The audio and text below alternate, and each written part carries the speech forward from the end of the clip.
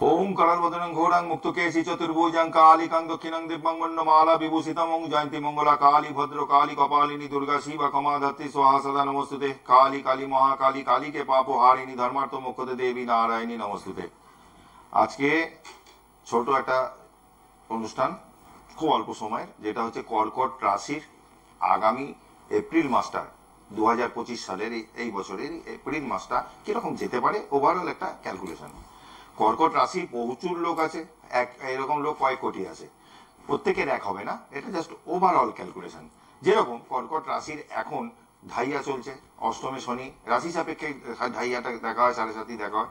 অষ্টমে শনি বসে আছে, এই শনি চলে যাবে 29শে মার্চ, ঢুকে যাবে মিনে, 7.5টা তখন কেটে গেল।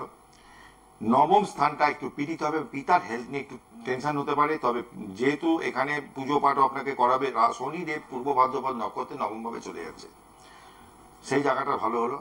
বৃহস্পতি আপনার একাদশ ভাবে এখন বসে আছে এই মুহূর্তে, আবার বৃহস্পতি কিন্তু বৃষ রাশি থেকে চলে আসবে, মিথুনে চলে আসবে আগামী 15ই মে। তা বৃহস্পতি এখন একাদশে বসে দৃষ্টি দিচ্ছে 1, 2, 3, 4, 5, আপনার তৃতীয় ভাবে দৃষ্টি দিচ্ছে, চতুর্থ পঞ্চমে দিচ্ছে, সপ্তমেও দৃষ্টি দিচ্ছে।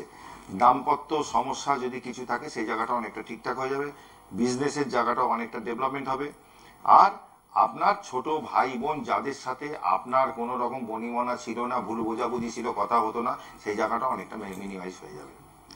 এছাড়া মে মাসটা আমি পরে আসবো, এই এপ্রিল মাসের যা কানেকশন আছে এই মুহূর্তে আপনার 29শে মার্চ শনিদেব চলে যাচ্ছে, 18ই মে বা 18ই মে বেশি রাতে বা 19শে মে রাহু কিন্তু যখনই কুম্ভে ঢুকবে, সিংহে কিন্তু কেতু চলে আসবে, মানে কর্কট রাশির সেকেন্ড হাউসে কেতু চলে আসবে।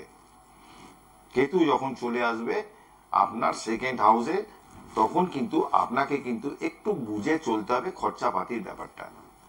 উত্তর ফাল্গুনী নক্ষত্রে অধিষ্ঠান করবে, মুখ বাণী আপনার কথাটা থ্রোটা একটু ঠিক রাখতে হবে, নাহলে লোকের সাথে ভুল বোঝাবুঝি সৃষ্টি হতে পারে।